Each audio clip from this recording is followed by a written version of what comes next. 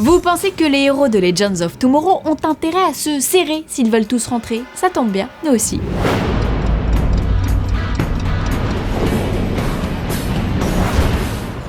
50% Jedi, 50% Mère Noël, 100% fanzone. À une semaine du réveil de la Force, nous avons décidé de faire un petit cadeau aux fans de Star Wars que vous êtes. Nous mettons donc en jeu 20 invitations pour la soirée Star Wars de Disneyland Paris le mercredi 16 décembre, avec accès privilégié à une soirée exceptionnelle aux confins de la galaxie Discoveryland, suivie d'une surprise exclusive au Disney Village à partir de minuit, mais je n'en dis pas plus. Alors comment jouer? Eh bien, toute la semaine, chaque jour, nous mettrons en jeu 4 invitations valables pour 2 personnes. Pour gagner, c'est très simple, soyez parmi les 4 premiers à répondre correctement à la question du jour en envoyant un mail à l'adresse qui s'affiche en bas de votre écran avec nom, prénom, adresse, mail, téléphone, numéro du fanzone concerné et la réponse bien sûr.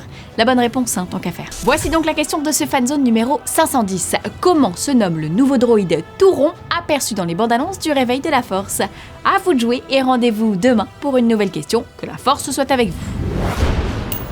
Que se passe-t-il du côté du petit écran? Alors que Legends of Tomorrow se dévoile un peu plus chaque jour, nous avons eu droit semaine dernière à quelques crossovers épiques et intenses entre Flash et Arrow. De quoi mettre les fans en émoi juste avant la pause hivernale. Si vous n'avez pas encore vu ces épisodes, je vous recommande de passer votre chemin et de nous retrouver dans les news en bref pour éviter les spoilers. Alors que vous dire de ces épisodes? Eh bien le grand méchant s'appelle, sans trop de surprise, Vandal Savage. Le même Vandal Savage qui oblige les héros à s'unir dans Legends of Tomorrow. D'ailleurs le crossover pourrait être lié au prochain spin-off d'Arrow et Flash dans lequel Cisco Ramon, le scientifique drôle et attachant campé par Carlos Valdez, pourrait également faire une apparition. Désormais connu sous l'identité de Vibe, le héros est capable d'envoyer des vibrations supersoniques et de jouer les voyants.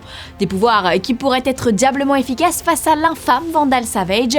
Et puis Carlos Valdez a également laissé entendre que d'autres comédiens pourraient aussi faire une petite apparition dans Legends of Tomorrow. Mais retour à Flash, on vous le disait vendredi dans le prochain épisode, le héros va devoir affronter 3 méchants en même temps. Mais ce n'est pas tout, il va également faire la connaissance de Wally West qui dans les comics n'est autre que Kid Flash, le neveu de Barry, alors que dans la série, il pourrait bien être le frère d'Iris. Côté vilain, le site comicbook.com a entendu dire que Marco Grazzini allait jouer Joey Monteleone alias Tar-Pit.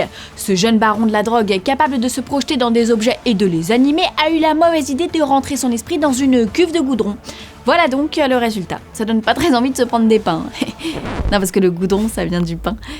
Allez, la suite. Le dernier épisode de Flash, c'est ce mardi donc. On imagine que les scénaristes ont trouvé de quoi nous faire patienter jusqu'à la rentrée 2016. Et si vous manquez d'occupation durant ce mois de pause, eh bien je vous propose un petit flashback des derniers épisodes histoire d'être bien à jour. Aussi blondinette que les mèches du jouet Aquaman Batman vs Superman, voici les news en bref. La présidente de Lucasfilm l'a confirmé au LA Times, un personnage de Star Wars 7 sera de retour dans l'épisode suivant. L'ennui c'est que beaucoup d'entre vous ne veulent rien entendre sur Star Wars 7, je vais donc vous laisser couper le son. C'est bon pour vous ?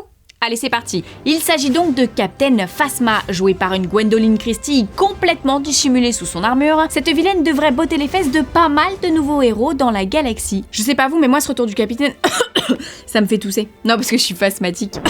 Même si les audiences de Supergirl peinent à se maintenir à flot, le show recrute. L'actrice Italia Ricci prêtera ses jolis traits à Siobhan Smith, alias la super-vilaine Silver Banshee. Traditionnellement, dans les univers fantastiques, issus aussi bien des jeux vidéo que des jeux de rôle, la Banshee est une créature qui hurle, une coutume perpétuée par les comics. Silver Banshee a donc une super vitesse, une super force, une super résistance et une super voix. Enfin, ça ressemble plutôt à une alarme de voiture capable de tout détruire dans un périmètre assez large. Kara va donc avoir du boulot pour combattre cette créature qui a su en remontrer à Superman, c'est vous dire le niveau. Aujourd'hui dans le courrier des fanzoniens, on répond au fidèle David N qui nous demande des nouvelles de beaucoup de choses, dont Independence Day 2. Le film de Roland Emmerich qui s'intitule Independence Day Résurgence sortira le 27 juillet dans nos salles. Alors oui, je sais David, ça fait loin, mais la bonne nouvelle c'est que la maison d'édition Titan Comics va publier une série de comics qui permettra de faire le lien entre le premier film sorti en 1996 et cette suite. L'ouvrage, qui n'a malheureusement pas de date de sortie, sera selon l'éditeur un drame psychologique très sombre se déroulant en prison juste après les événements d'Independence Day. Vu les délais, ces comics devraient être publiés au plus tard à l'arrivée du printemps. D'ici là, qui sait, peut-être aurons-nous droit à une bande-annonce.